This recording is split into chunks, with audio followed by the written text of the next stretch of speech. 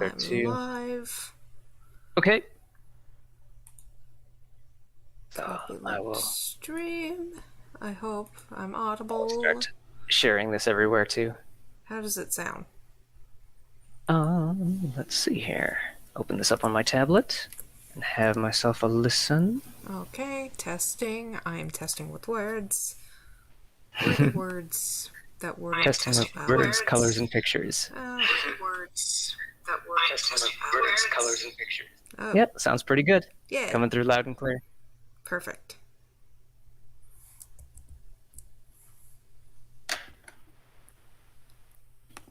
Game dev with.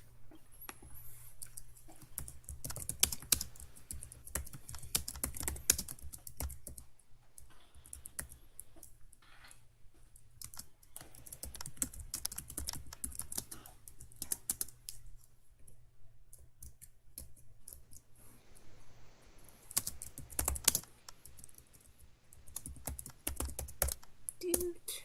And beep. Hashtag. And,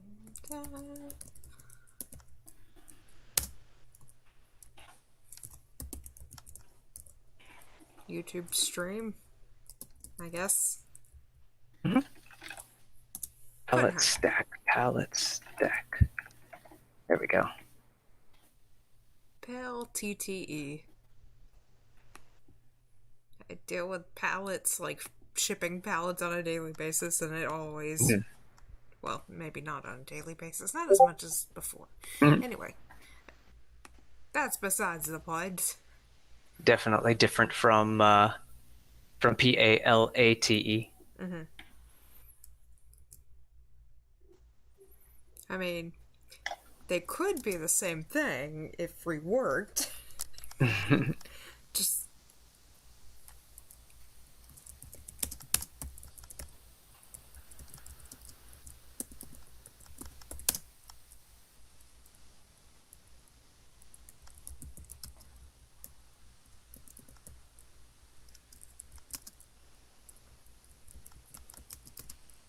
See, I'll delete this old link. And let me post some things on delete, post.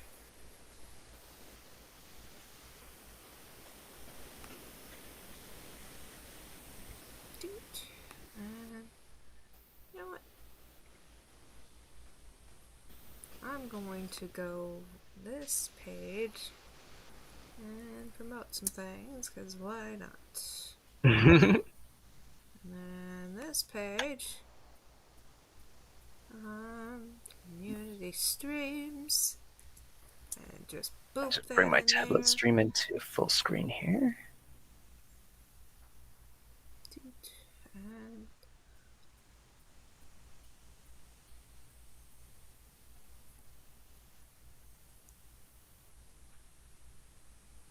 alright, and wonder if I could just minimize the screen, if just enough to where I could see the stream, because I am on a laptop, Yeah. folks. Yeah.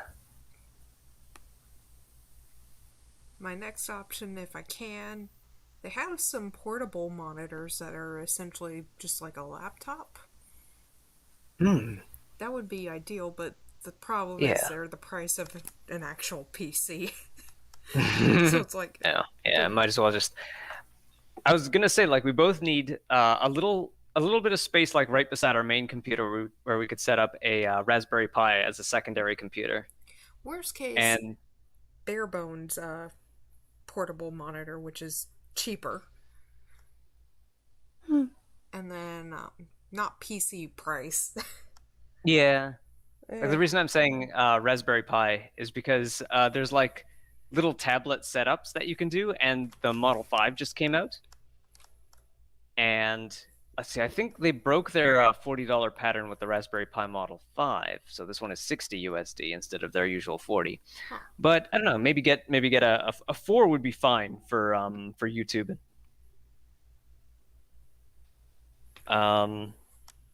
But yeah, get a little tablet made out of that and set it up beside the main computer.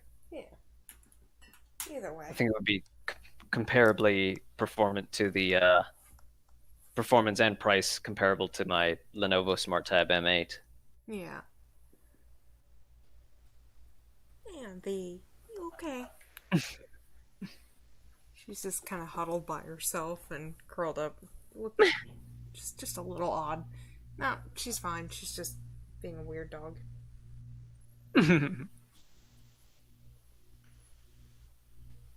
All right. All right, so you want to save this scene as, let's say, main, I suppose, or See. like battle scene or contest scene or something like that. It's under a main background window. Okay. All right. Then make a new scene. Okay. What kind of scene? Node 2D at the root. Oh, 2D scene. All right. Under the background or above? Um, it should be the only node in this new scene should be node 2D, nothing else. Okay, so let me. So when I say create a new scene, I mean like hit Control N. Okay, so let me undo that So altogether. all the current nodes should be all the current nodes should be gone. Control N. There we go. New root 2D Yeah. scene. There we go. Node hmm 2D.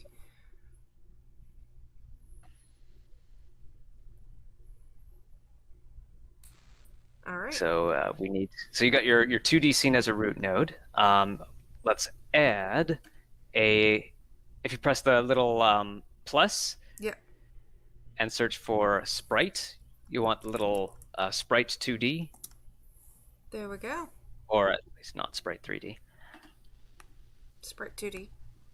hmm And yeah, I guess drag one of the paint blobs into that.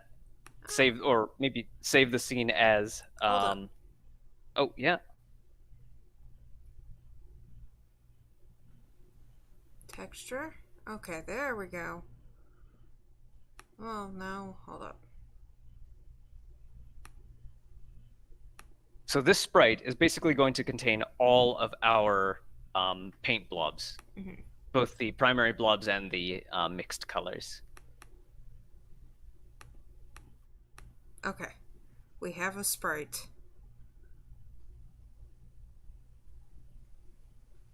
Okay.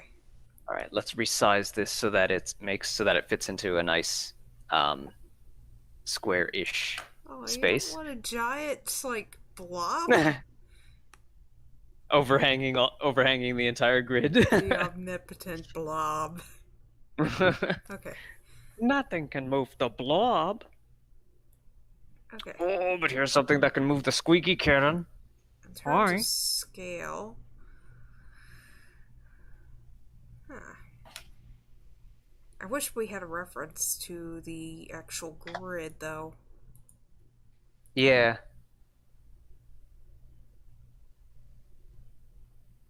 Oh, it's not lap times yet, Mr. Squeak.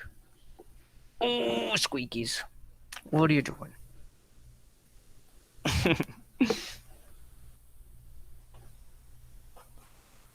Okay, now is lap times. There you go. We need to have these as a consistent scale too. Yeah. So let's see here. We have a grid of about if you look at the main tab on your Huh. the middle screen should have main. It has Oh. main and unsaved. There we go. Yeah. I Yeah. wonder, could I 1, copy 2, 3, this 4, 5, and 6, just 7 wide. So let me just try this for a second. all right. See if I can copy this. Just aha, aha. Oh right. We probably want to crop the sides of these blobs. Because yeah, they are way bigger than the cells they occupy.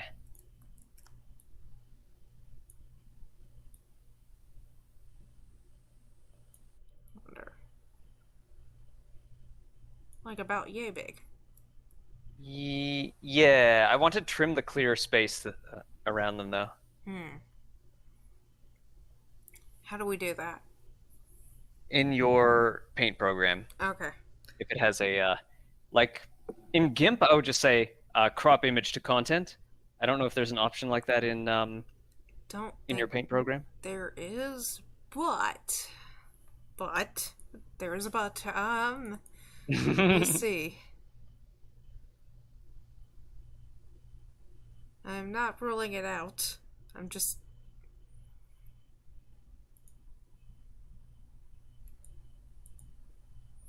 I'm not too worried about the blobs that are a result of said mix because I think that's going to be an after effect, but maybe I'm thinking too far ahead there.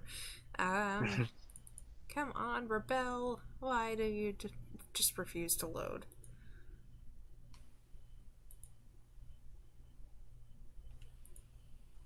Come on, Rebel.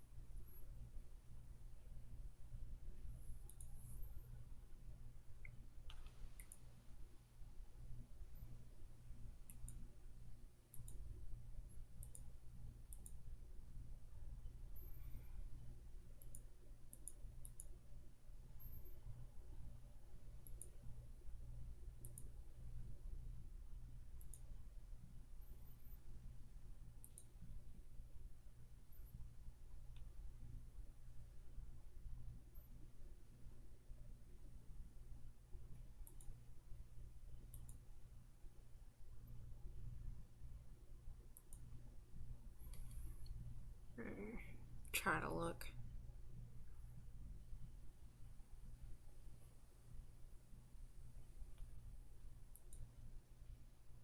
I could get. Oh, no, that's not what I want.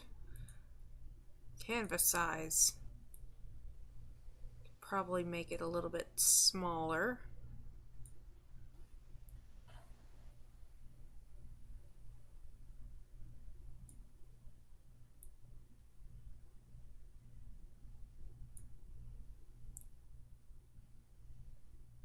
Meow meow meow meow meow. Okay, Oh, he's being a snuggly. so what I've done, Mhm. I've made the canvas size at least smaller to let me see about Do you this. have do you have GIMP available? I do not. I Uh, just so I'd usually say just do Clip open it in GIMP Studio. and go to image and then crop image to content.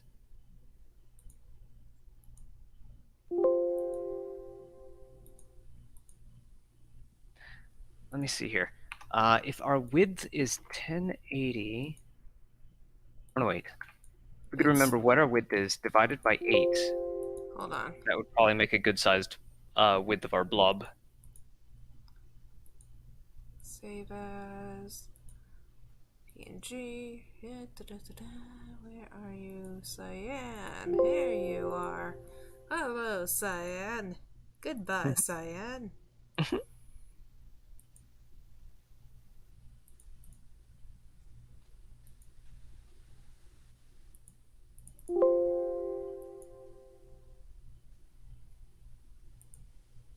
Alright, so. Oh, no! I keep bumping buttons. Ah, lovely. Anyway. Alrighty. Huh.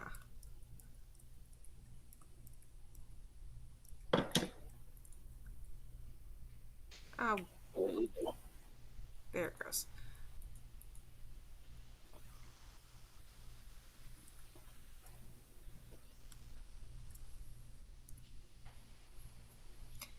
I'm just deleting this and starting fresh. Okay. Discord. So we have our background. Oh, give me a sec. I think I need to get some water. Mm-hmm. Stay hydrated, folks.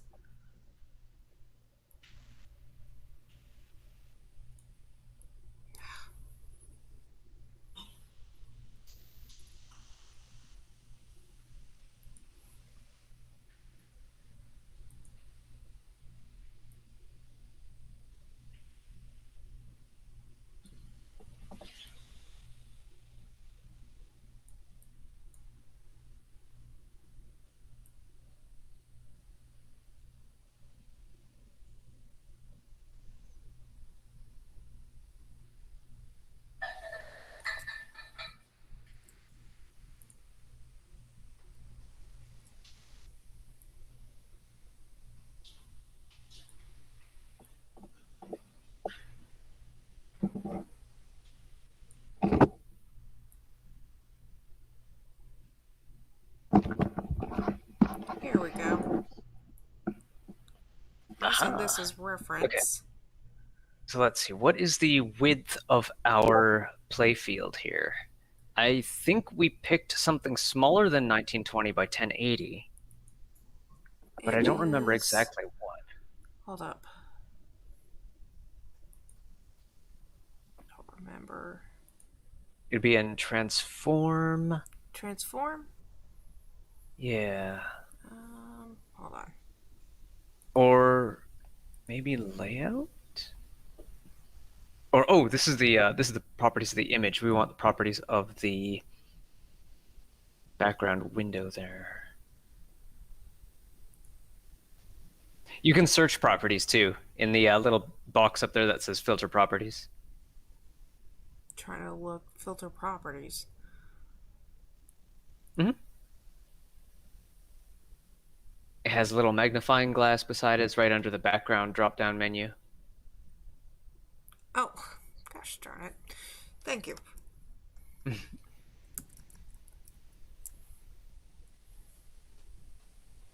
But yeah, background is what is highlighted on the left. I think we want to highlight background window in the scene tab.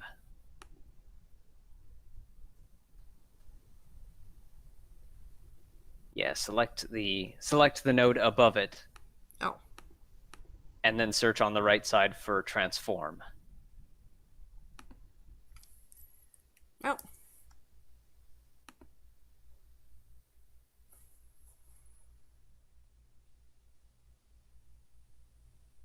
Huh. There we go. Oh, okay. That doesn't. That's weird. Let me open up my own instance of Godot so I can mess with this a bit. Oh, wait. I think I remember now. Project menu. Project menu? Project Uh-huh. settings? Yeah. Project settings. Okay. I'll open up my Godot game for the Kunya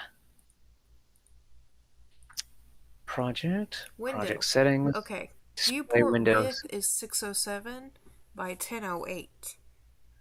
Okay, 607 width. So I open up my calculator and I go 607 divided by 8, 75. So let's say this sprite is 75 by 75. Okay. 75 by 75? Yeah.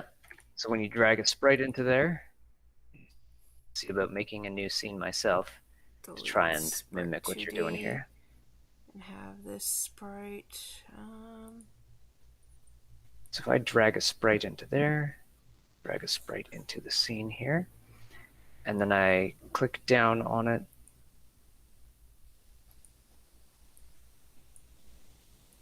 texture offset, so it has Scale. a region here. Oh, that wrong 75.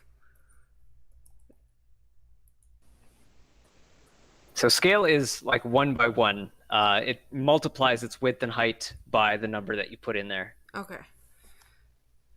So maybe,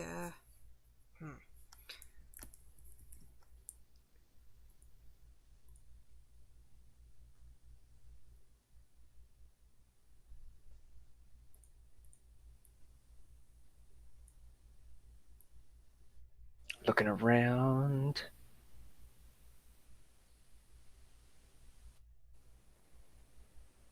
Actually, hang on. I have that other tutorial in the window here. Like, what if I just look at it here? So this guy's naming the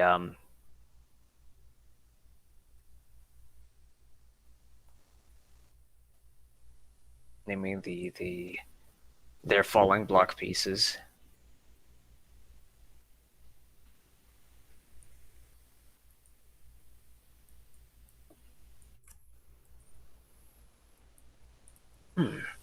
Could we just manually, if I try there we go. manually resizing this thing? Let me do a little copy and paste test here. Okay. I don't like the size though, it's too tiny. Hold up. Okay. The size I do think it works for. And it might 117 by 12. That's its position, isn't it? Yeah. Yep.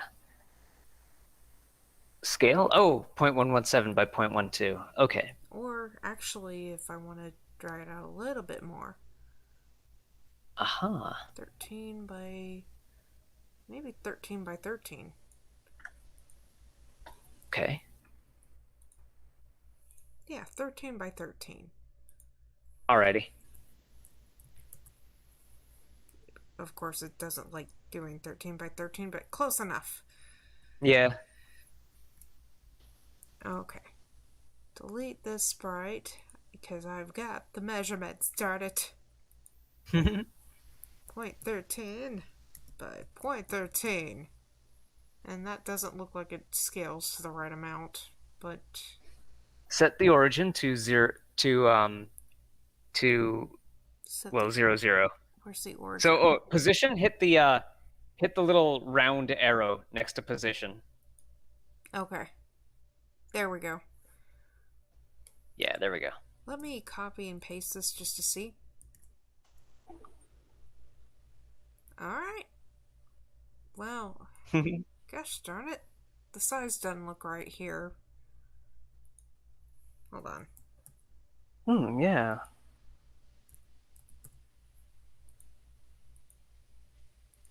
If you hit that to make it conform to 0.13 by 0.13, there's a little link on the right side. I think if you click it, it'll break that link, so it'll force it not to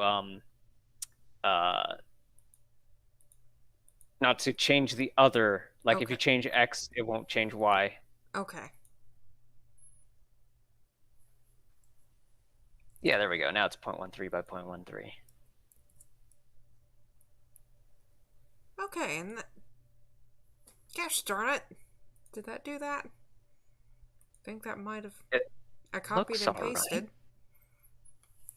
Yeah, it looks all right. Yeah. The way that we would test it is to run the game, but have it load the sprite. Okay, how do we get it Have to it load the load sprite in the game. Yeah. So to do that, let's see, there should be an add script button. If you click on the main node in the main scene, Yep.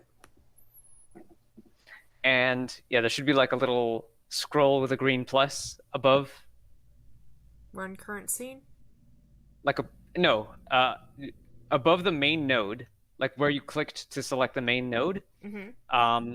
A little like parchment scroll looking thing with a green plus. Parchment. Ah, right here. Yeah, that's add a script. So we want to add the script. And Okay. I can't see the window that popped up, but it should say GD script node 2D. yeah. So I think, let's see, you could have it. I would click built-in script just to keep the number of files in your in your file manager to a minimum. Mm-hmm. It also saves you the need to name the thing. Template node default inherit sprite 2D. So if we say create, and you'll get a function ready and function process as boilerplate code, Oh, and goodness. extends. All right. Yeah. So add a new line after underscore ready. Underscore ready. Yeah. Okay, right here. So between ready and pass. Yeah. Press enter. Uh-huh. All right. And let me look at one of my other games to see what to do here. Usually the first thing I do is I have like a 2-button press and hold 2 buttons to quit kind of thing. Mm-hmm. Let me see here. Opening this one here. Opening my project where it loads hexagons and lines them up. So if I look at my main script here, is it grid? Aha. So I have a bunch of enums and consts up above, but I want a bit of the code that loads the piece. Place tile. Oh, this is cool. There's a little pop-up menu too. This is nice. Yeah, there's a lot of not autocorrect, autocompletes. That Gives could you come in Windows to handy. autocomplete your code. Yeah. Okay, so I have const game piece, let's say. Const game, let's all capitals game piece. I'm gonna write it in the chat. Hopefully it will hopefully it'll go through okay. Okay. Preload. And then a sprite, and or not a sprite, a string constant or a string, a hard-coded string that starts with res : / and I'll put a bunch of filler there. So this goes before the func ready actually. Mm-hmm. And the tildes, the squiggly lines in there, what I would say you do is type res : / and the autocomplete should figure out what you're trying to get at. Afterwards, RESS. Hold on. You type in const space game piece in all caps, then equals, then preload, then open parenthesis, then quotes, then res, and then don't paste the whole thing in there Okay. because it's supposed to try and figure out what you're typing. Okay, delete everything from the there. Delete the whole sprite there, or not the sprite. I mean the quotes. Okay, yeah. So opening quote, and then type res, and then autocomplete should figure out. Preload. Yeah. So preload. So preload, open parenthesis, open quotes, res, and then see what the auto. Ah, there. Yeah. So we want. Oh gosh darn it. Art assups. There we go. Oh, it's unsaved. Okay, we haven't saved it. Oh yeah. Okay. So save it as go to that scene and save it as like paintblob.tscn.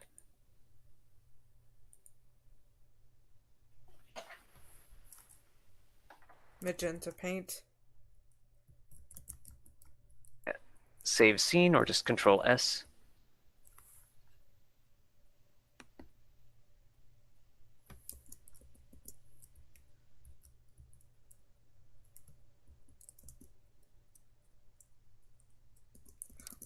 RES.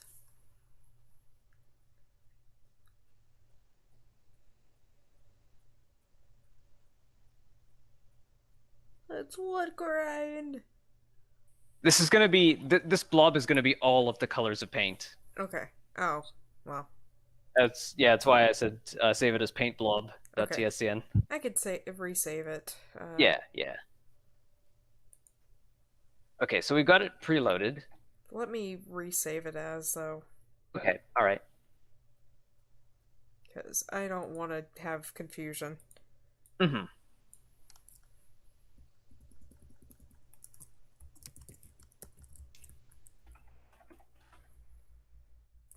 There we go. So on ready, or function ready. Oh, right. This line of code, the preload line should go up top under the extends line. Wait, what?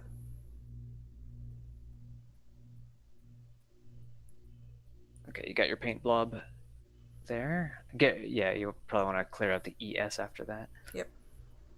All right, yeah. Move this line to line 2, or move this to line 3.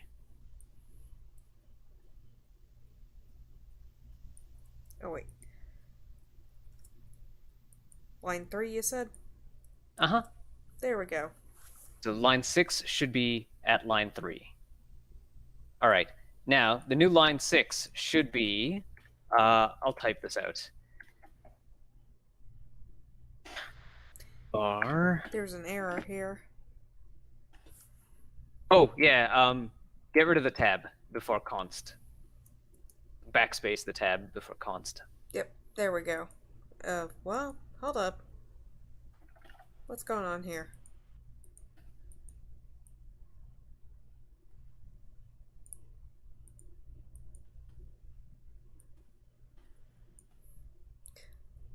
Hold on. I'll just recopy this. Okay. So const game piece equals preload. Yep. That should be lined up with extends and func.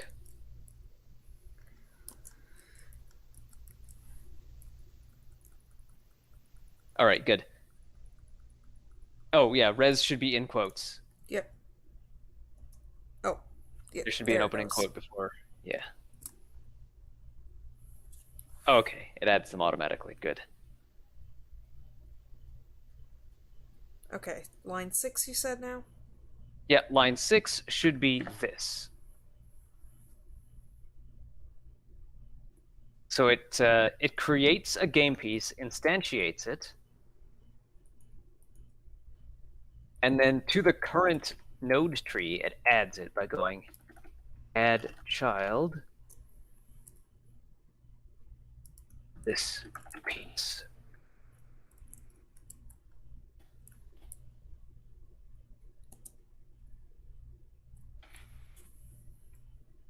Pack scene.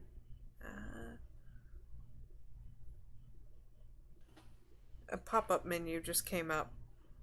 Pack scene, state, disabled, instance. Oh, nothing in there. Okay. Yeah, I typed it in the chat. Okay, and that should be in the same line, or? Yeah, instantiate should have nothing in it. Okay. All right. So press enter at the end of line 6, so we're adding a new line 7. Okay. Line 7 should be the next line that I typed into the chat there. All right.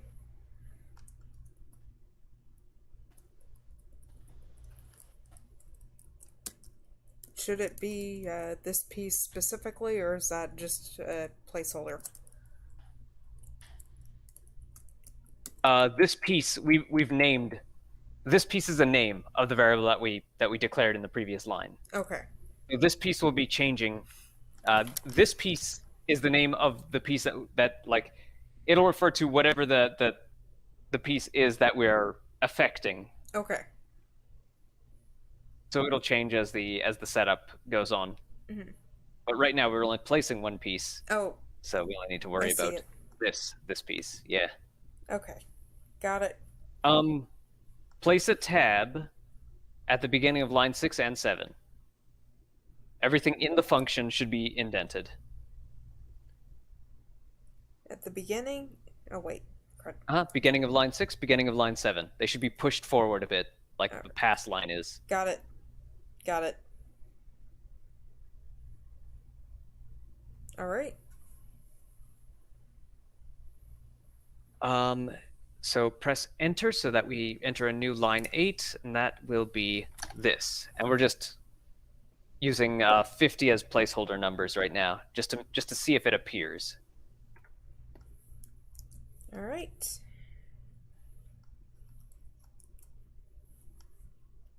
Okay. There we go. Mm-hmm. Oh, we still have errors. Why? Oh, because there's blank spaces. No, that might not be it. It seems like it might be because there's blank spaces between here and pass, but unknown character something.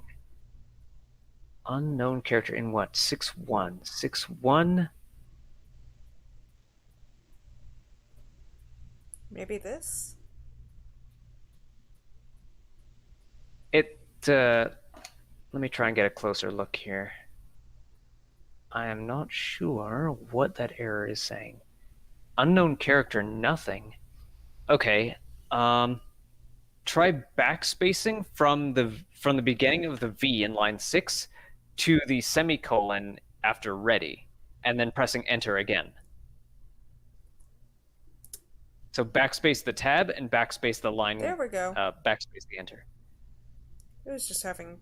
It might have just been a weird character thing. Yeah, it looked like there was some kind of like it didn't understand the tab or the space or like yeah, GD script is a bit fussy with white space. Okay. Okay, so that all works. Let's try hitting play. Okay. Where is Or the... F5. Huh? Or F5. F5, I can do that. F5. F5 is basically play the game. Oh, So- it's... I cannot see what's going on. I will have to create a new scene for this. Window But capture. it should show your background and one blob of magenta.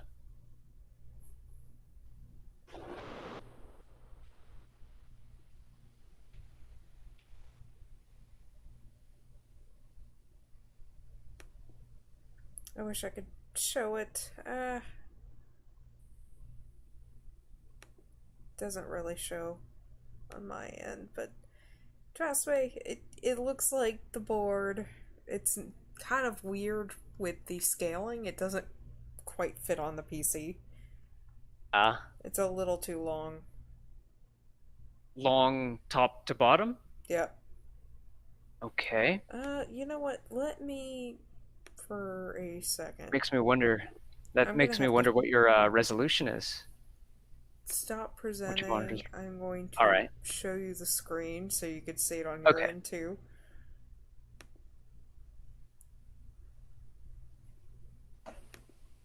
Oh, actually. Well, no. Entire screen, forget it. So let's just show and doot. Right.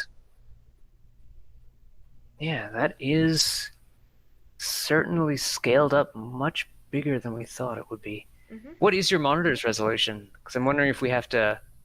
My one. Gosh darn it! I'm gonna have to look this up because it's not exactly right in front of. Hold up. Yeah. All right. I'm gonna say, what if we did 1080? Or no, wait. A 1080 tall, but halved it. So I'm gonna have to open up a drawing program to sketch out. Mm-hmm. Let's see. 1080 1920 or yeah, 1080 by 1920.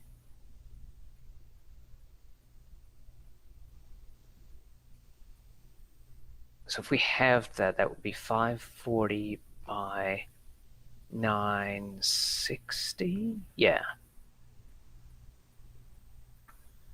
So what if we just did 540 by 960 as our game resolution? Let me try that 1 second.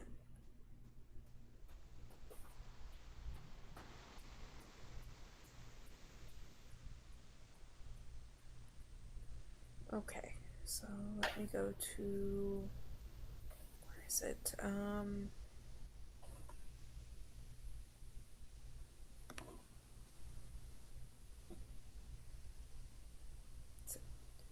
I'm trying to figure out where was it again that we do these settings. Project settings, There we window go. display. Sorry.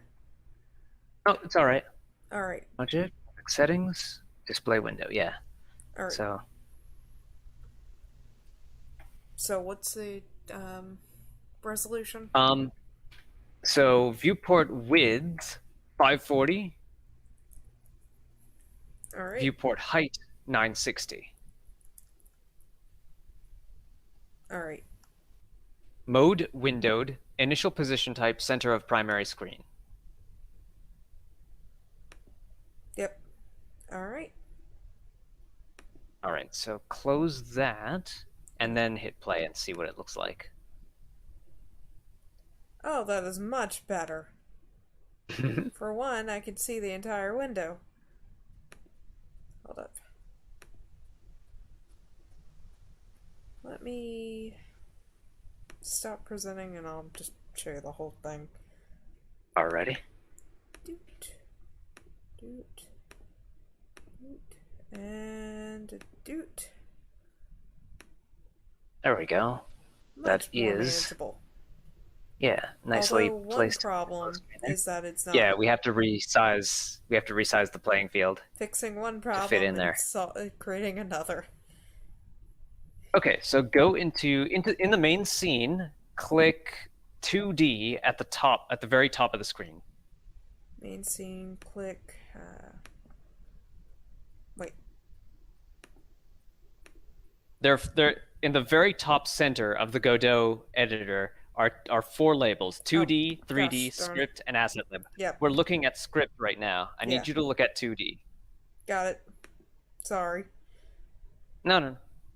It takes some getting used to. Okay, so yes, zoom out of this. Select that image and scale it so it fits inside the rectangle that is behind it right now. Inside the blue rectangle. Alright, doing that now. That is if my computer is being stubborn.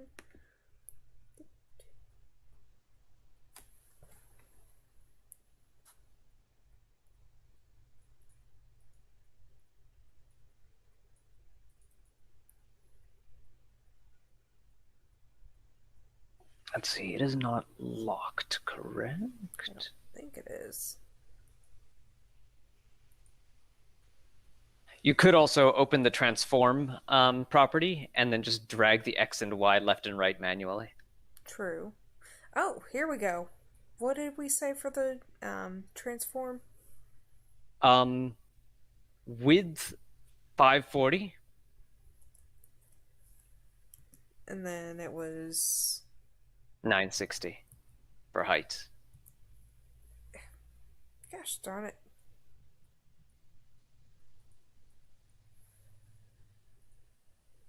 What if you hit the what if you hit the round arrow? Nope. Okay, so it doesn't reset it to defaults. This node doesn't have a control parent. Okay, what if we go to background window, the background window node, Okay. and then try to change the transform from there?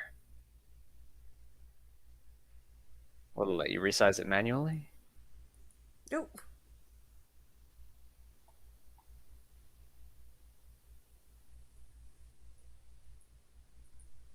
Okay, it's not the scale that we want, although having it at 1.007 is kind of weird.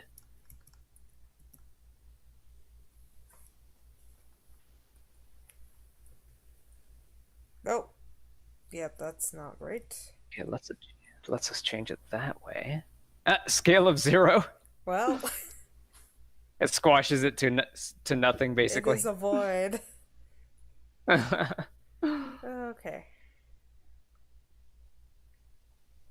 All right, so we should be able to click the background image and just scale it by dragging the handles. I don't know why it's not letting us there.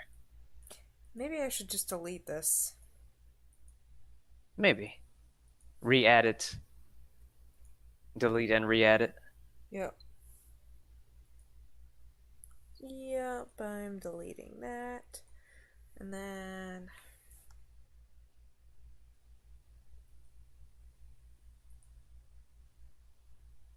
Drag another background in there. yep. Was it Sprite 2D that I used for this one? Or might be. Let me just Or no, let it me was just check Image. reference materials. But then again, Sprite 2D did let me rescale to whatever I needed. So Yeah, I might that just go might be with that best. just on the principle of.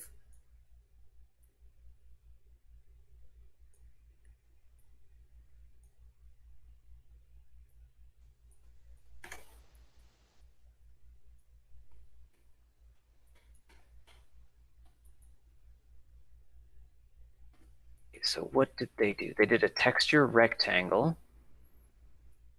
The texture rectangle node called background.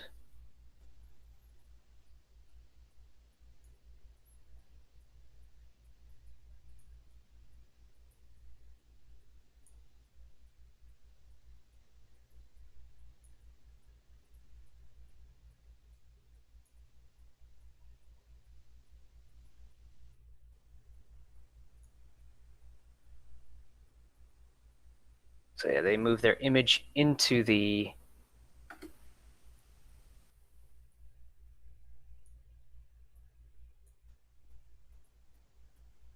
texture rectangle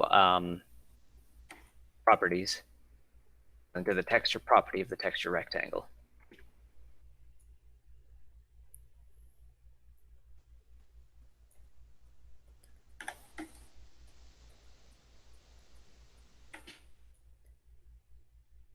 Slight OCD here. Gosh, freaking dang it. You know what? I'm okay with sacrificing a singular pixel. It shall be the sacrificial pixel.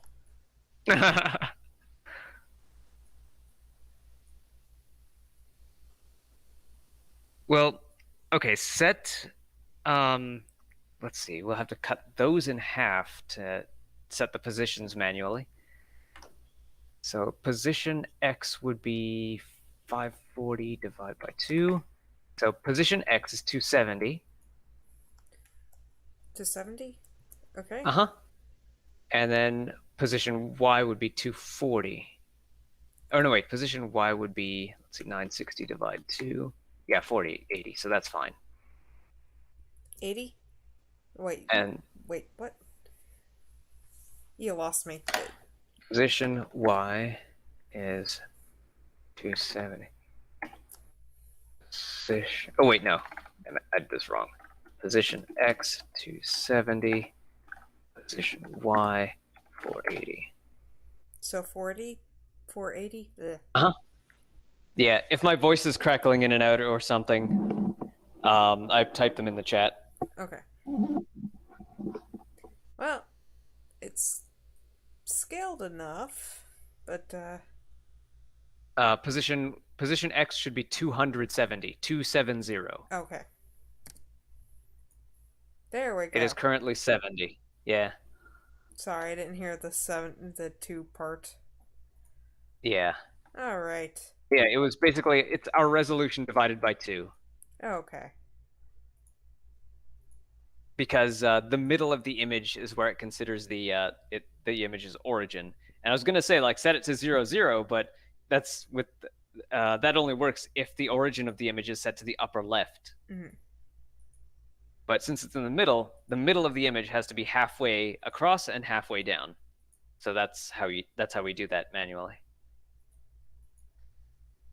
So if I close this window here. So if you run the game, you see this background, and there should be one blob of magenta paint, hopefully visible. All right. I'm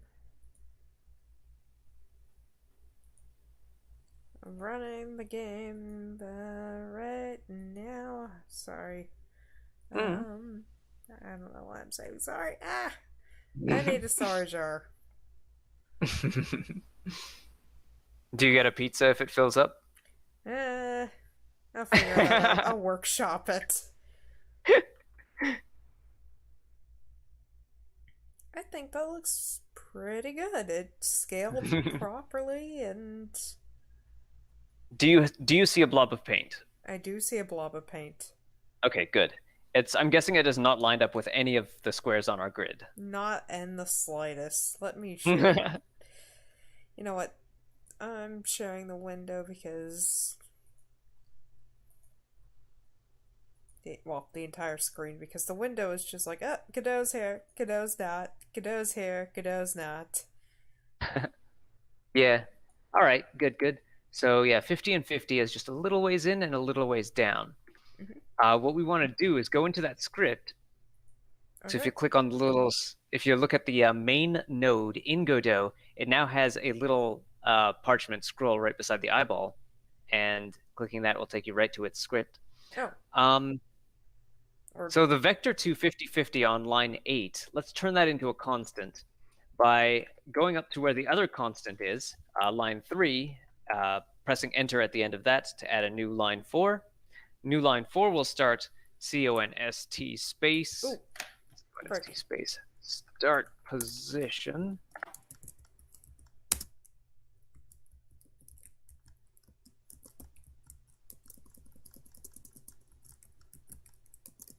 Equals vector. Oh, should I do a tab or Nope. no? This is It's outside of any writing the function. rules. Hold on.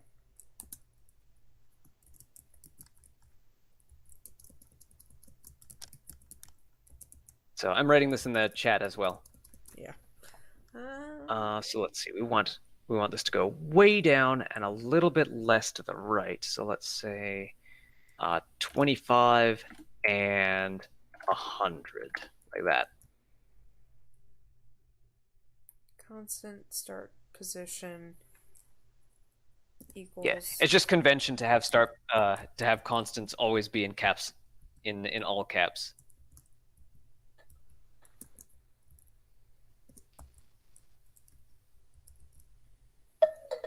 There we go.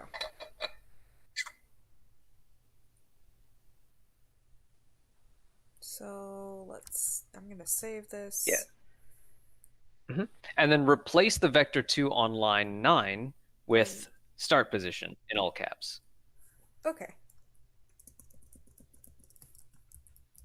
So now we can change the start position at the top of our code without having to search around for it. Okay. So let me go to 2D and test that puppy No, out. no. Oh wait.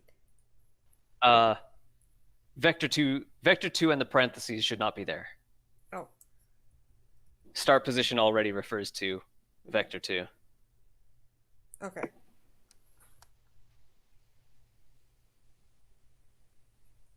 So this piece position equals start position.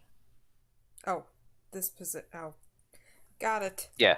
This piece dot position equals start position. So that's why we declared start position way up there. We could There we just go. use the word start position to mean And that vector makes 2, sense. 25, 100. Yeah. It has to be in all caps. Yep. It pulled up. Yeah, there we go. Okay. Now we can hit F5 and have a look at that. Huh. Still. How's it look?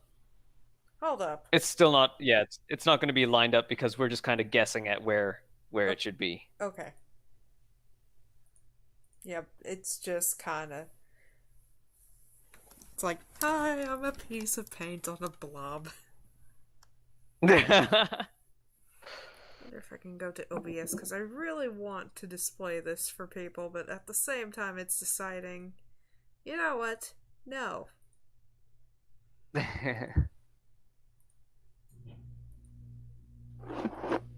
There we go.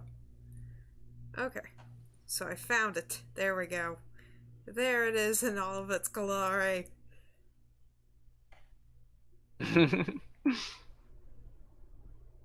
All of its woody glory. Yeah. Okay, so we want more than 25 and 100. Let's see, that's 100. 150, 200, 250. Yeah, so let's see, 25, let's say 40, 40 and 40 and 400.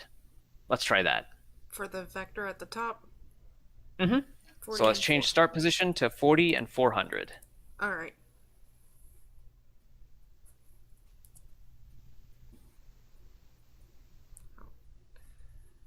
It's a F5. bit like playing Battleship.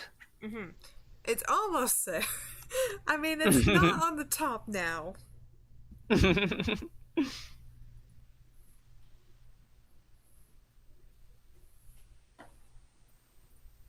Yeah, it really is like playing Battleship at this point. Okay.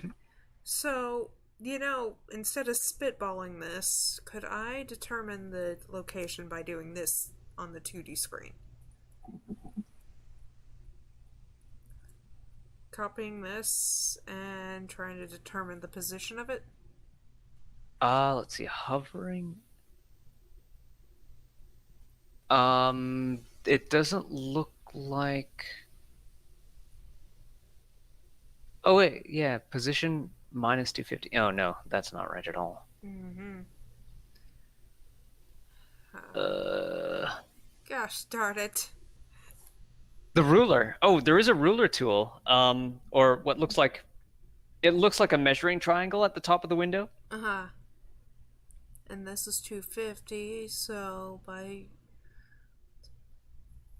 So that would be, I'm not sure what the position as minus 262 and minus 264. Yeah, no, that makes no sense, but here's 0 and here's 250. And we want it somewhere Oh yeah, okay. here. Let's see. If that's 250, then that's 125, Yep. and 1, 2, 3, 4. So 125 divided by 5 is 25.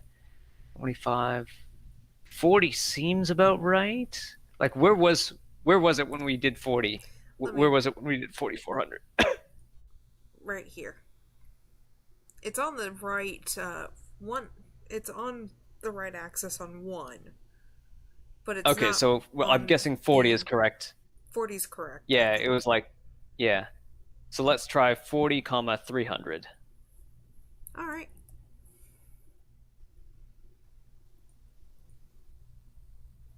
Let me close that.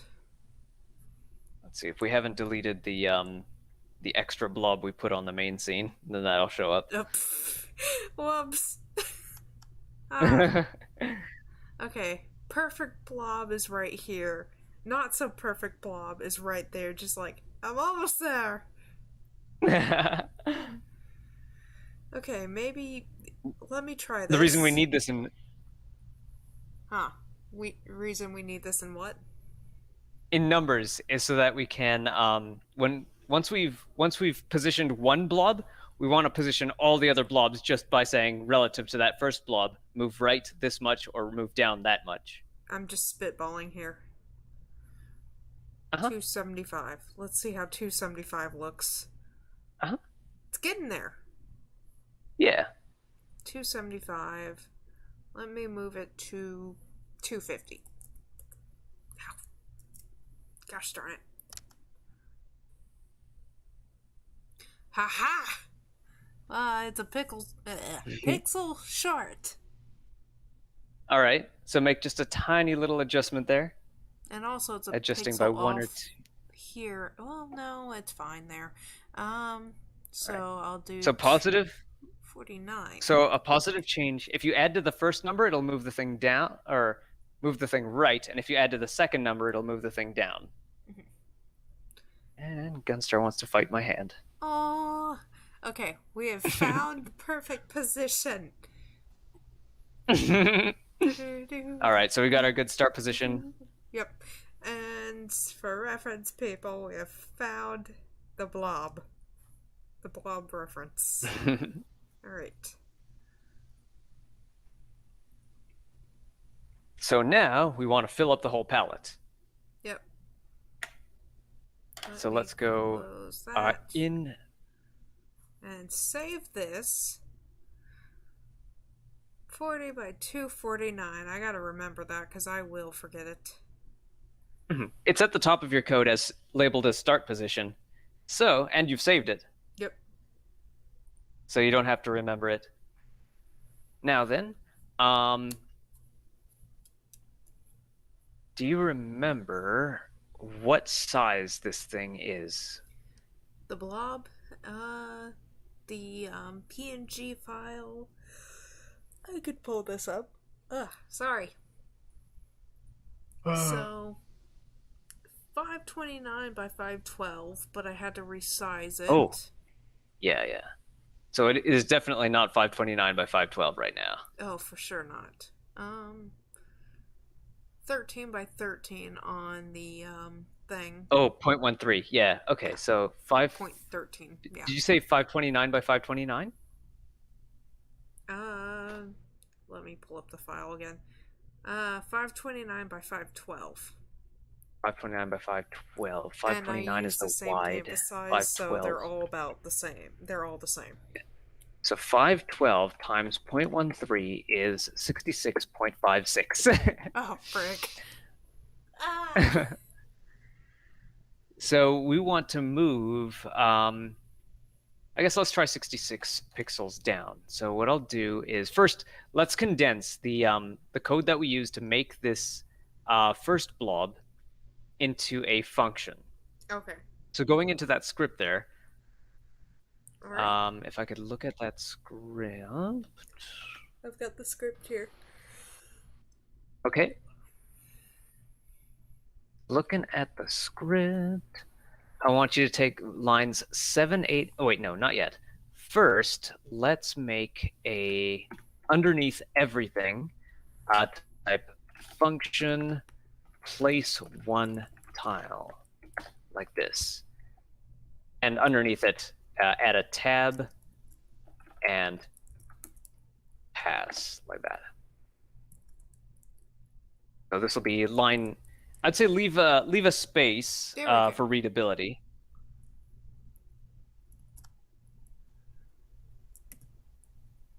Tab. Pass. Yep. All right. Like the engine will scream at you. Oh wait. Yeah, the engine will scream at you if you leave if you open a function but don't immediately have it do something. It'll tell you have a function that's not doing something. Mm-hmm.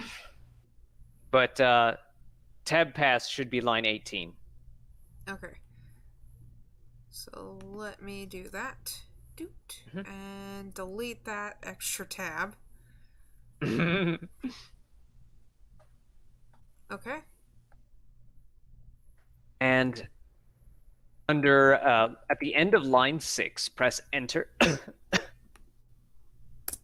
All right. And the new line 7 should be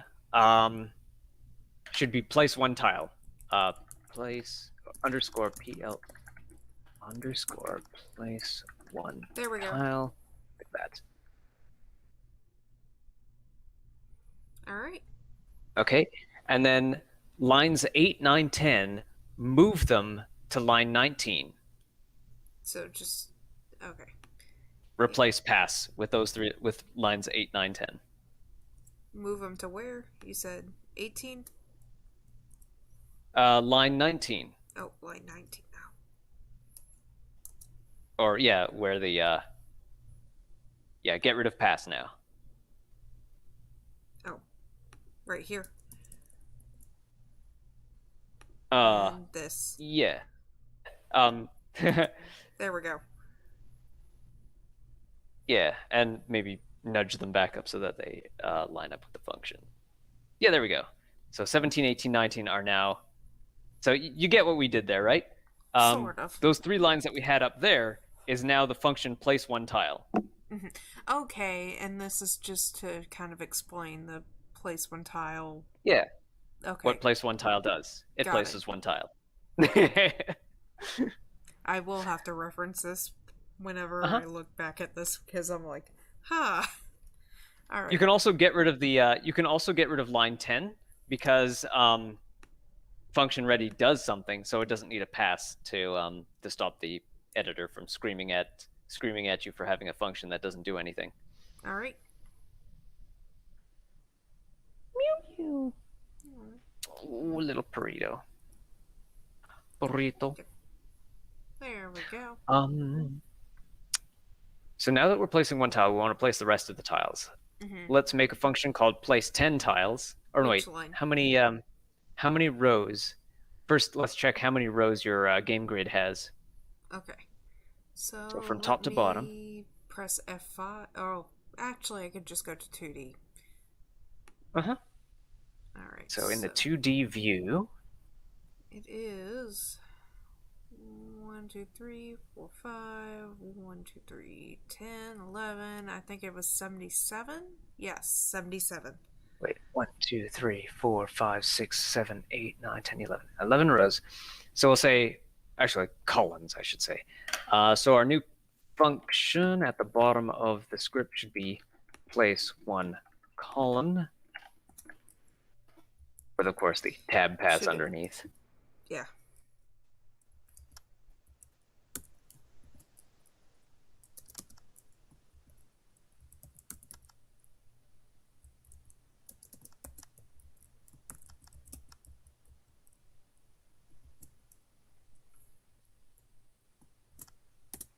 All right. Come on. And let's see, we're going to need another vector as to keep track of the position that we need to place it on. I'm just thinking here whether it'd be good to have place one tile. Place one tile needs a coordinate as an input value. So let's change. Okay, maybe place one tile, or place one blob rather than tile. I keep thinking in like tile shuffling games. Place one blob where? So we'll change that to place one blob where. And then where will be passed in. So func ready will change to place one blob, the one that when we call it. So where do I put this? Let's see. Okay, func place one column, put a tab pass under that. All right. And in line 15, where it says func place one tile, I typed in the chat, func place one blob where.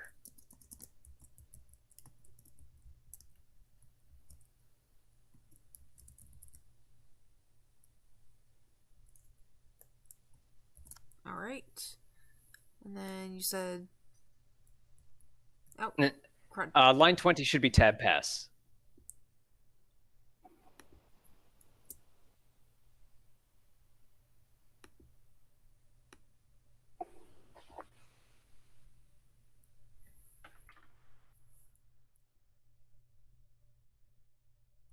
oh,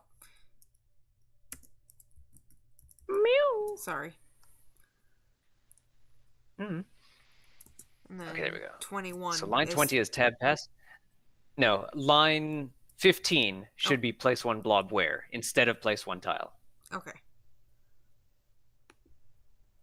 And then because we are calling place one, or because we're renaming our function, we also have to rename where we called the function. Mm-hmm.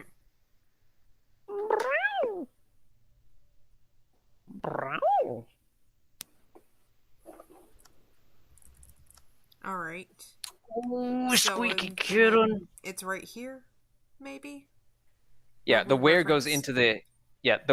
into the parentheses, and where we call it, we put start position in the parentheses. So we say on ready, place one blob at the start position. Yeah, where? Indeed. Oh, wait. Yeah. Place one. Oh, Gosh darn it. Sorry. So line 7 would be the latest line that I typed into the chat there. No. Where is line 15 should say where? Okay. Yeah. Got it. Line 7 should say start position.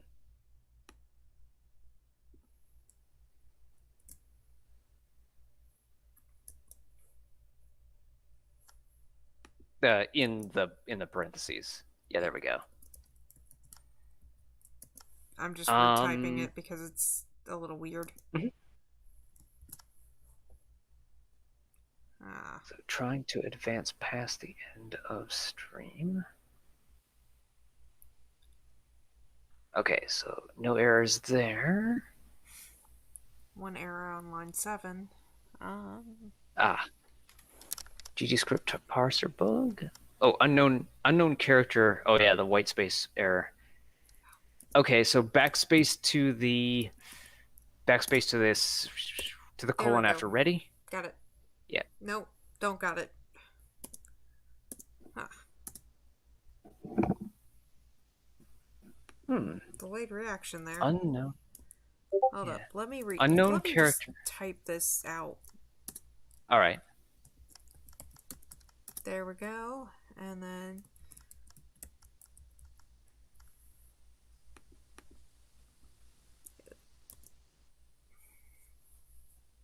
okay, it was just being picky. Okay.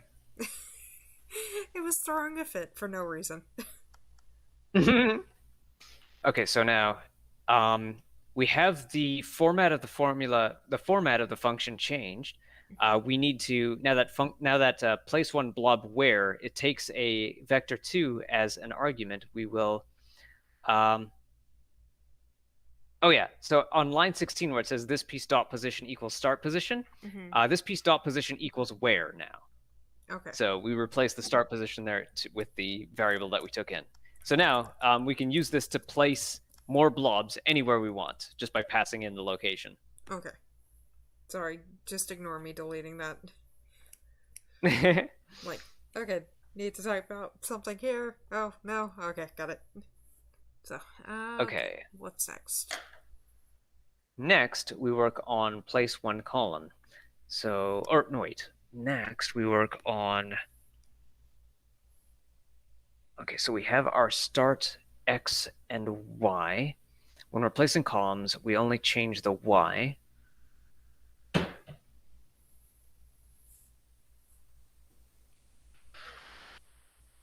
So let's make a variable vector 2 that is current position. So up at the top, under the constants. So at the end of line 4, press enter twice. I would probably put a little space between the constants and the variables. So the new line 6 should start VAR. So variable current position equals start position.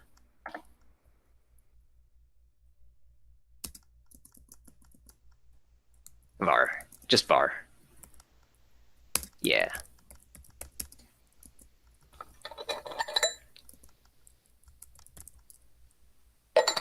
So space and equals?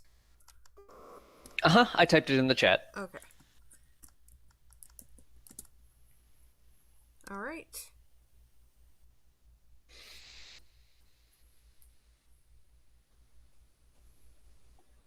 Okay. Then place one column. So we've placed the first blob. Let's change the in the place at the bottom of place one blob. Let's change the current position to indicate that we've already placed the blob in the starting spot. So current. So this will be the new line 19. Current position plus equals. I'm not sure if plus equals is going to work, so we're going to try this and expect an error when we run it. So clear out all of Current 19 position. or just enter? Oh no, enter at the end of line 18. Got it. Thank you. Clear the tab? Or no? No, we want the tab. This is Okay. part of place one blob. Got it. Thank So you. it's indented similarly.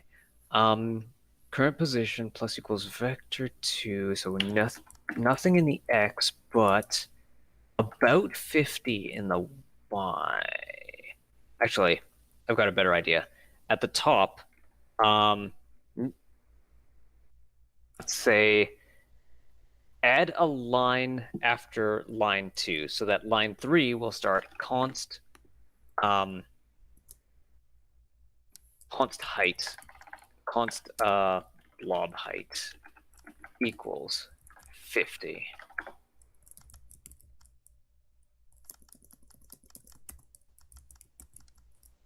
And under that, const blob width equals 50 in parentheses or 50 just. Oh, there we go. Thank you. in the chat. Yeah.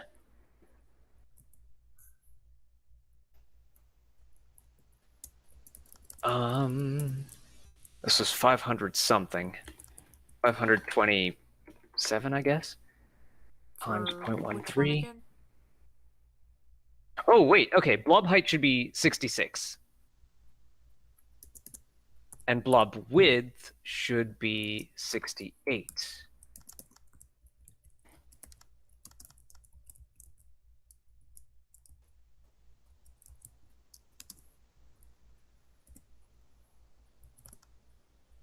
And we can adjust this later.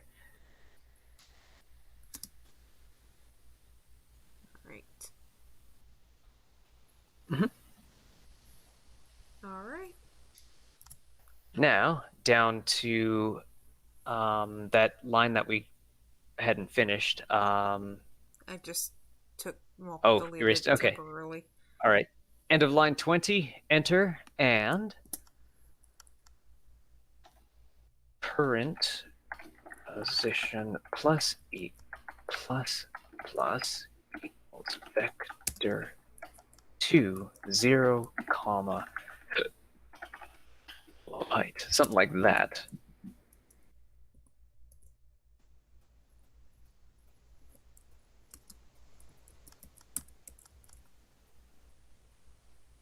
Plus equals is an operator that basically, if you want to say take A and B and add B to A, and then store the add B to A and store the result in A, then you would say A plus equals B instead of saying A equals A plus B.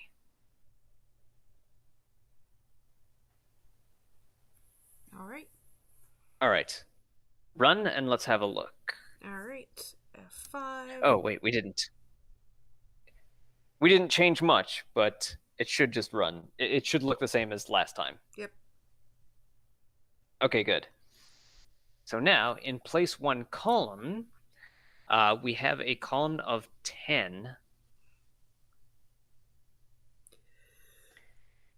Give me one moment. I need to use a washroom.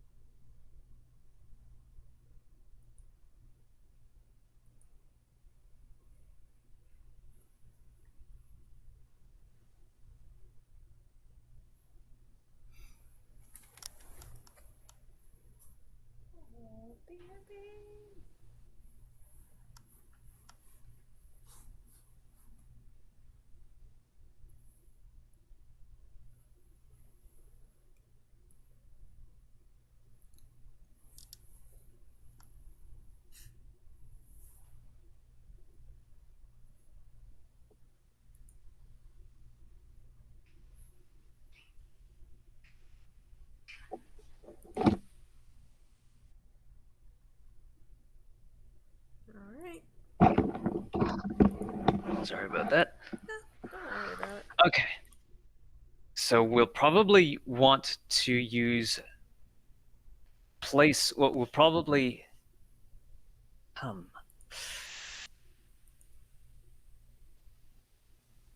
this piece dot position equals start position. That's probably not what we want. We want this piece dot position to be where? In line 20. 20. All right. Yeah. Line 20 is this piece dot position equals start position. Start position should be where in small letters. Oh, got it. Sorry.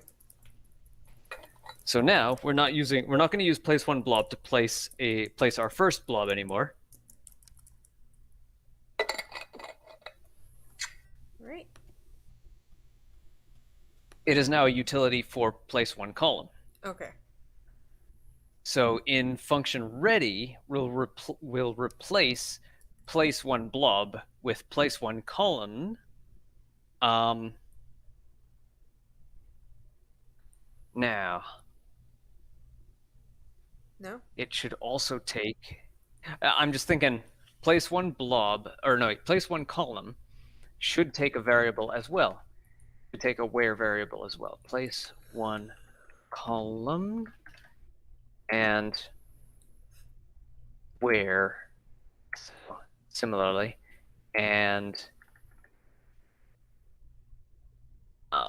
the where for it should just be a single x. Should be a single x variable, a single x coordinate. And I want to take it from the start position vector 2. So I want to say place one column should be called at start position dot x, like so, in line 11. Line 11. Got it. Actually, let me just type this out. Yeah. So vector 2. 11? Or line 11 should be place one column, parentheses, start position dot x.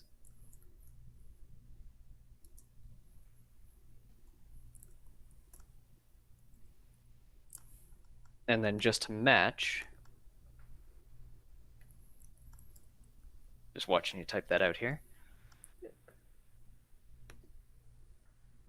There we go.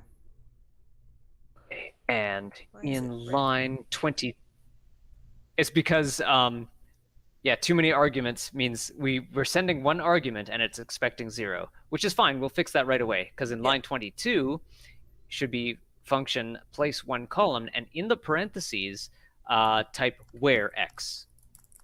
So like just where with an x at the end, just to distinguish it from our other where variable. Okay. Got it. Yeah. And in the function body, so new line 23 and delete the should pass. say, yeah,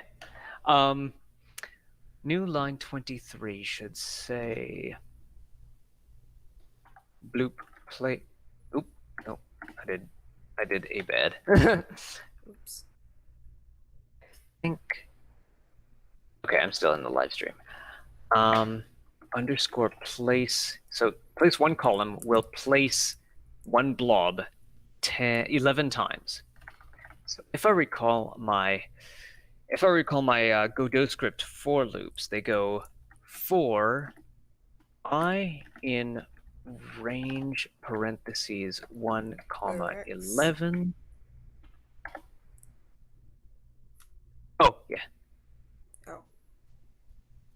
Wait, no. Yeah, no. We can have recursive functions. I'm not sure if they're the same as I remember in C++, but it's a bit early to go into recursive functions here, I think.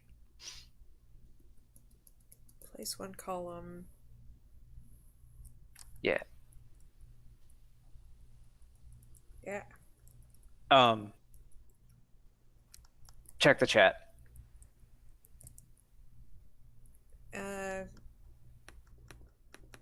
It should say for I in range, Okay. parentheses 1 comma 11 colon. Okay.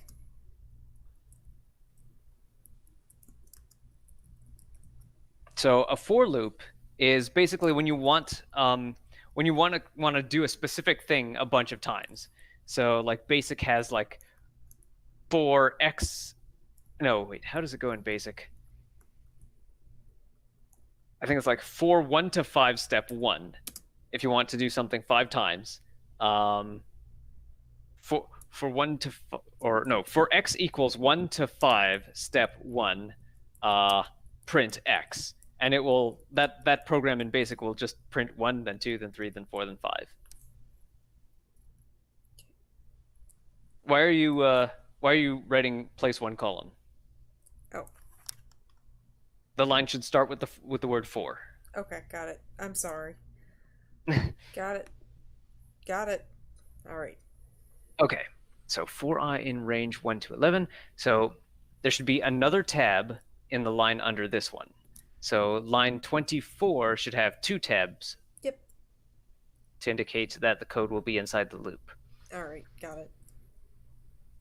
So right now, our current position is the starting position because we haven't placed our blob yet. Oh, right. Let's fix that in place 1 blob. So line 21, erase it. All right, got it. Be gone.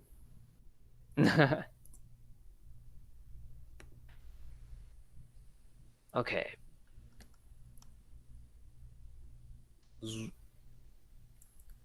So we have our current position. We place one blob there. So call place 1 blob current position,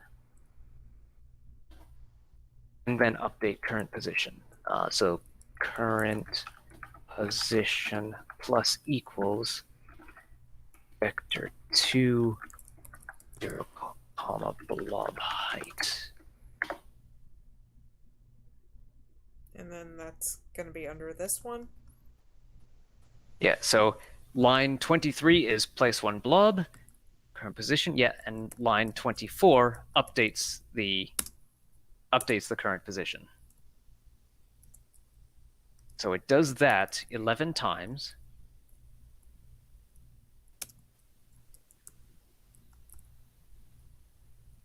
I might have an off by 1 error, and we haven't actually tested if plus equals will work. But we're not doing so many things that we wouldn't be able to keep track of what went wrong if and when something does go wrong. At this point, it's when. Well, almost. Huh. So that's looking good. This is So problematic. what are we looking at? I'm expecting some kind of error. Hold on. Properties.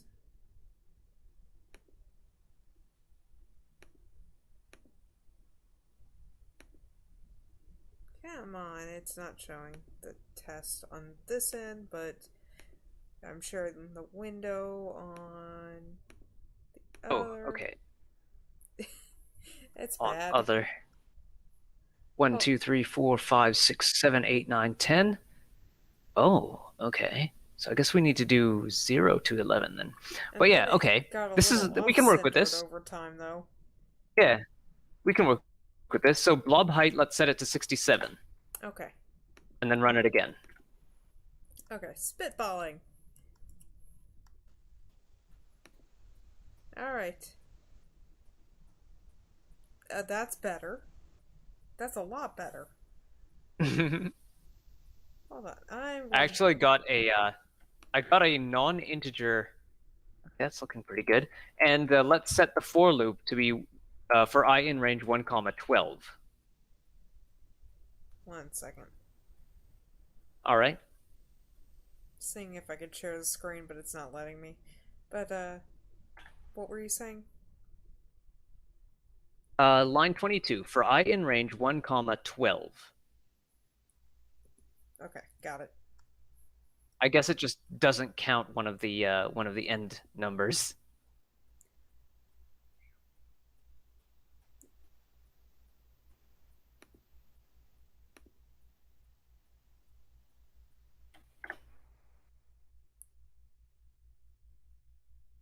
There we go. Looks a little better. Now it's a little. The top one of the bottom row is just a tad too high up. All right, let's try 68 then for blob height.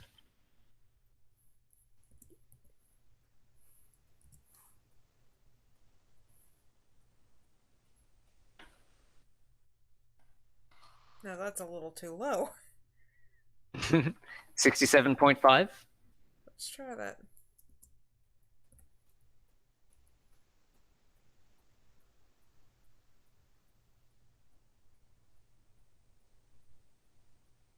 A little better, yeah. All right. Weird measurements.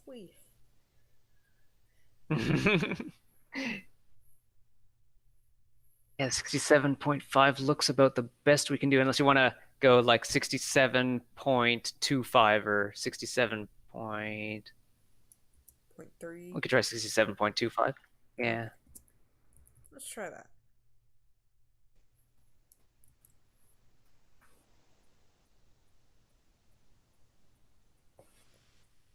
I think that's pretty nice. What do you Okay. think? See, looking now. Yeah. They look pretty squarely in there. Mm-hmm. Okay, so we've done place one column. Now, let's do place whole board underneath. So, func place whole board.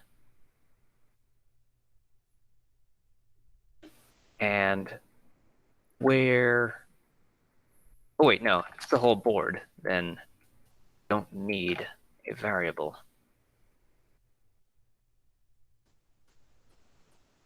Which row would this be under? Under everything. Okay. So it is its own function. Starts on the very left side.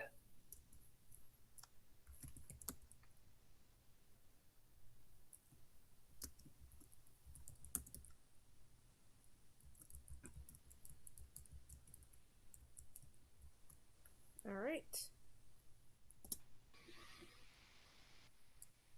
So we have a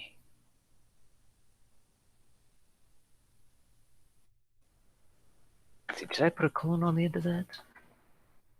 I don't think I did. The little clicky hearts in the way of my in the way of the text that I typed, so I can't see it. Got it. Okay.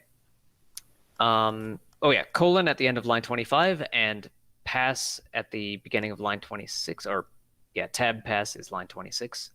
Yep. Okay, so place whole board calls place one column 7 times.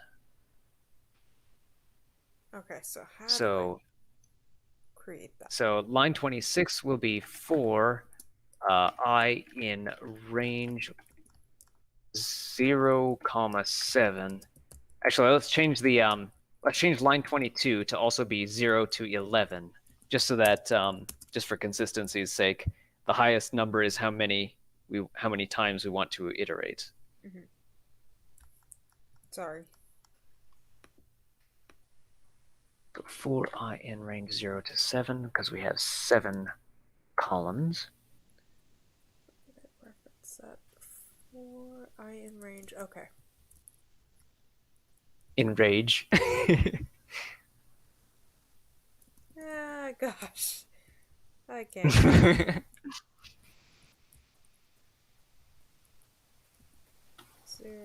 So 0. There Yeah. we go.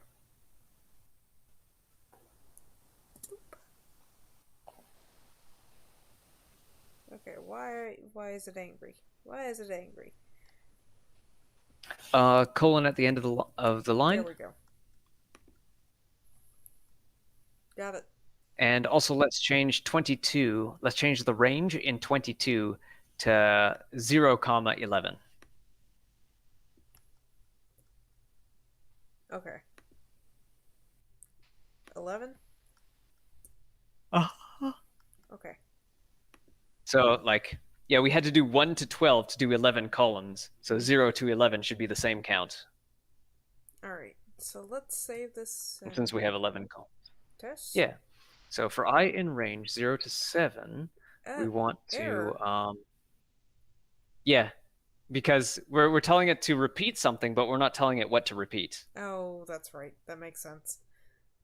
We have to finish the for loop.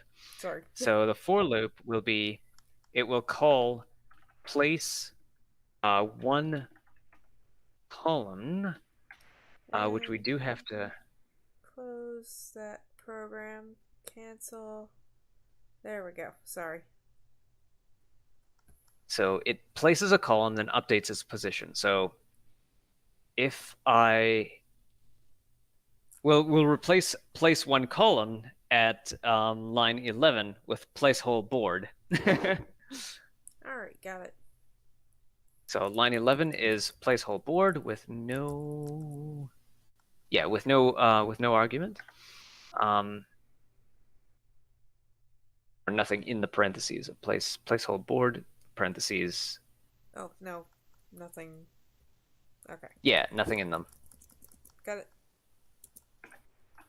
Because the whole board is, I mean, it doesn't move. Yeah, ignore So me. we have place. There we go. So from ready, our current position is the start position. So place whole board, then for I in range 0 to 7, place one column where X. So place one column current position. Oh wait, where X is wrong, isn't it?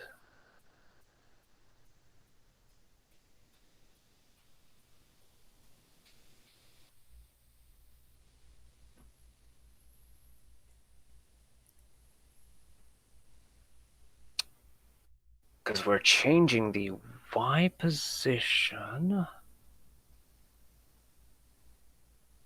Okay, where do we use where X in place one column? We don't. We actually don't use where X in place one column. We use current position. So place one column, then. So instead of 1x, do I need to or? Let me think. I'm thinking, why did I need? Oh wait, no. Where X is correct because Okay. the column is. It's just, why don't we use it? We're using current position.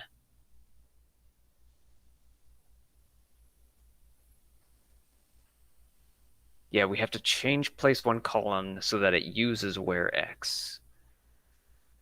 So place whole board, for I in range, it calls place one column,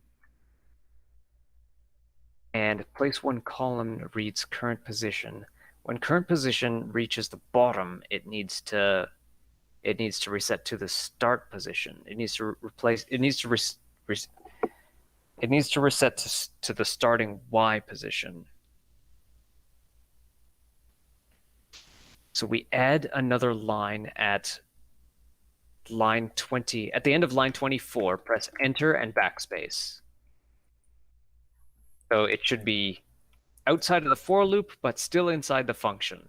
Yep. And so the new line 25 will be current position minus equals, no, wait, plus equals. Plus equals. Okay. Vector 2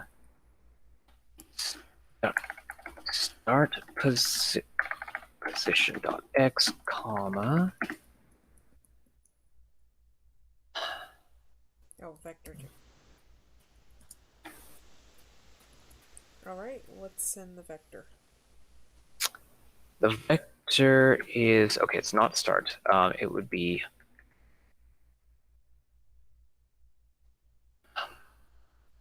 plus equals. Wait, current position dot x equals start position dot x, like that. So we want to assign the x part of current position to its start, and current position dot y plus equals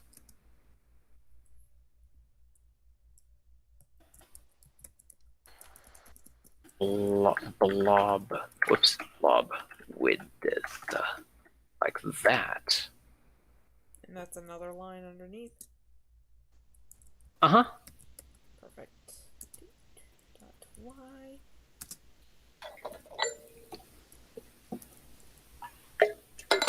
Oh, plus equals. Oh, not plus. Wow. Plus equals blob width. That emoji thing just gets in the way. My gosh. Yeah. I really wish there was a way to disable it or move it. Mm-hmm. Okay. We'll have to level some complaints at YouTube or something. I mean, they're trying to make it more like, I guess, Periscope, or maybe even how Twitch can be. Mm-hmm. Which, Or I think probably like the Facebook streaming, Mhm. what they did with Mixer, that they had people's emojis fly across the screen or something. which I really would love to see more interaction options for Mm-hmm. people to, do a raid or, interact more. That it would be nice to have more of that feature in here. Yeah. Okay. So it place one blob. Now it loops and creates a column, then updates the starting position to the beginning of the next column. So then place whole board for I in range 0 to 7. Mm-hmm. It just needs to call place one blob 7 times. So for I in range 0 to 7, place oh no, it needs to call place one column. Place one column. That should be the whole function. Okay. At the bottom? And then, yeah, and then we should just, we would need to adjust blob width.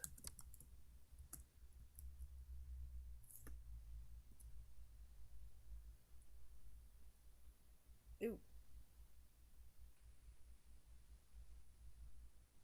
This is a little bit messy. I think maybe updating the position would happen at the bottom of placehold board. Or no, wait. It would happen in lines 30 and 31. Yeah. Let's put lines 25 to 25 and 26 under place one column. Under line 29.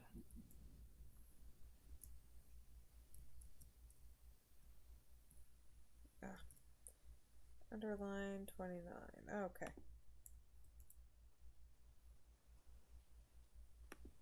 And hold up. Okay, yeah. Indent them so that they're lined up with the place one column call. Okay.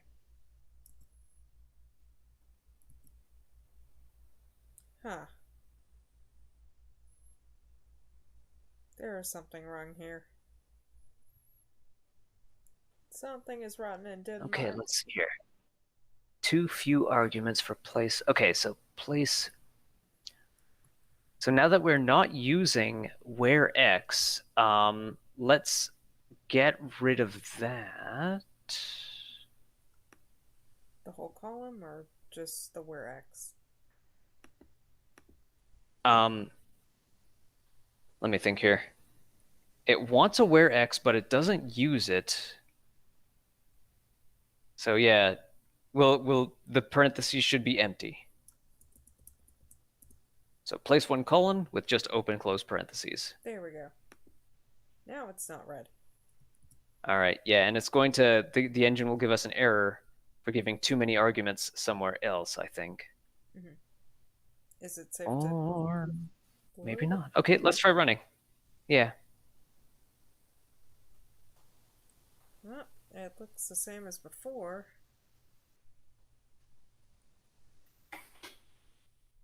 Huh. One column. So it didn't. Okay, so we didn't update our current position. Current position X equals start position X. Current position Y plus equals blob width. So I think that isn't running. For one in range, let's say, so for place one column works just fine. Place hold board for, oh, wait a second. Oh, no, wait, no, I'm looking at it wrong. Place hold board for I in range 0 to 7, place one column. So when it's starting out, uh, current position is start position.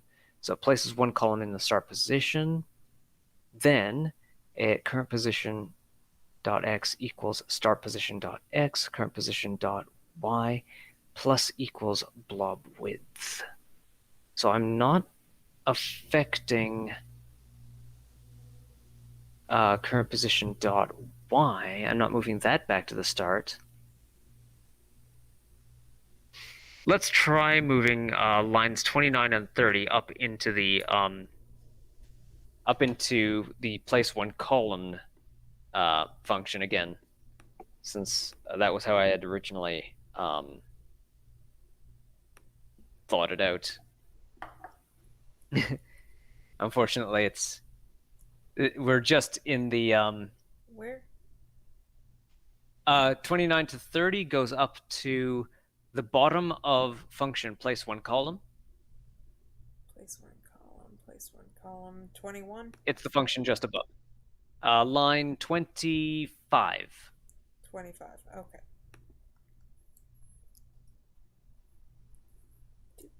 Oh, frick. So it should be indented just so that it lines up with the for. So it's outside of the for loop, but inside of the function. Okay, something is off here.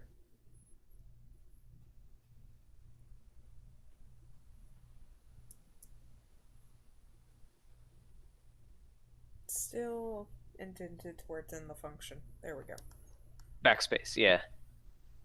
Backspace the tabs until it lines up vertically with for.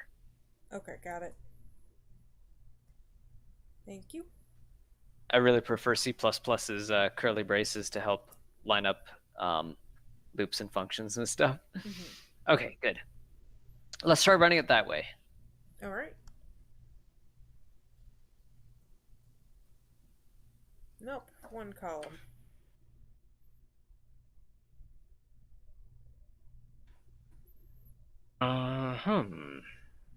I in range, place one column.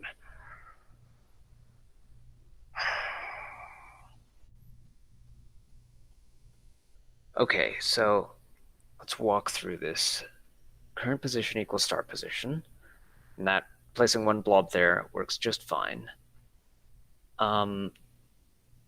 We are using blob width instead of height. X is, oh wait, that might be, no, it would just have a really long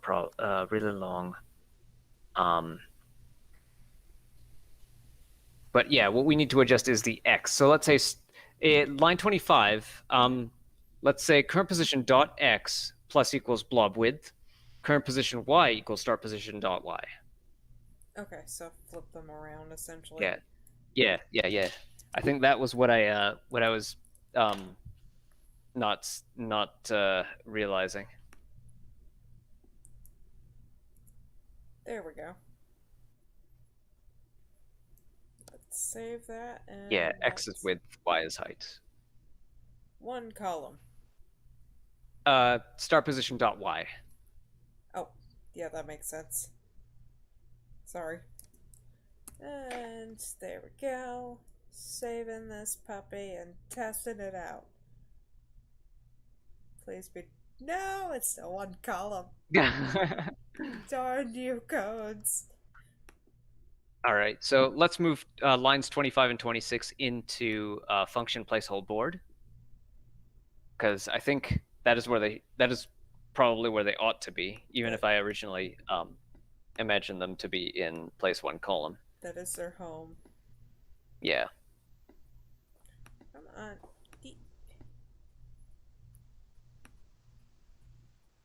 It's being stubborn. And doot.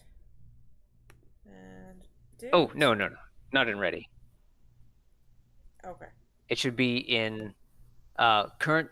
Yeah, the current position updates should be in the placeholder board function. Oh, this one. Sorry. Yeah. Got it. Yeah. Okay, so tab them once so that they're inside the for loop.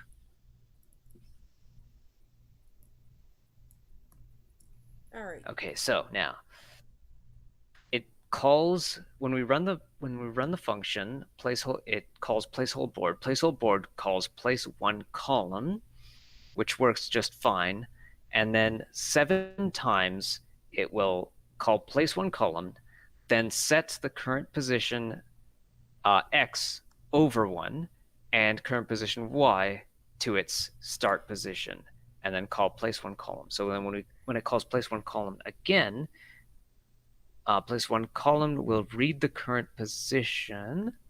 Place one blob. Place one blob reads where. Let me run this. This piece position. Yeah. Nope.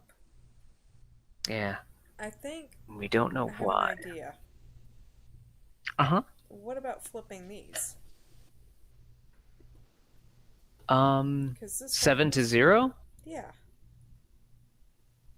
Because the other one. Well, you could try it. To 0. Yeah, 11 columns and 7 rows. Yeah, and that's just my. Let me see. Well, a for loop is. Yeah. Well, it's worth a shot. A for loop is just tells the game how many times to repeat something. It's not an XY thing. Like in other programs, it would read for I equals 1 to 5 to repeat something 5 times, or for I equals 0 to, well, GDScript is doing it weird because for I equals 0 to 11 means repeat this thing 12 times. Mm-hmm. And then C++ does it differently. Basic and C++ have this feature where you could, like in Basic, it is for x equals 1 to, or no, wait, let's say for x equals 2 to 10, step 2. So then it'll iterate on x equaling 2, 4, 6, 8, and 10. So you can actually have it skip numbers. Mm-hmm. And C++ does it for int I equals 1, I is less than 5, I++. So then that actually tells the game to repeat something 4 times, because it'll do it for I equals 1, 2, 3, and 4. But when I equals 5, I is no longer less than 5. So it'll skip the rest of that for loop. It'll exit the for loop. Okay. But here, it's very unusual in that, like, you have to do from 0 to 11 to repeat 11 times. So I'm guessing 0 to 11 sort of implies I is less than 11. So it'll do it from 0 to 10 and then skip 11. But yeah, it instantiates. I'm guessing that it is calling place column 7 times, but all of those blobs are stacked up on each other. All of those columns are stacked up on each other. Mm-hmm. And I don't know why. And I think it's something I will have to I'll have to learn between now and next time. Yeah. Because it is getting to my bedtime. All right, guys. Thank you everyone for watching. Please be sure to follow Cumulative, as he does a lot of game dev stuff, and please be sure to check me out, me and him both, on Twitter and YouTube. itch.io. I should Mhm. probably link those in the description down below by default. Um, but yeah. And also, if y'all are on Blue Sky, I'm trying to hopefully eventually move it all to there once Twitter Mhm. finally implodes. Inevitably. So, thank y'all for watching. Bye! You're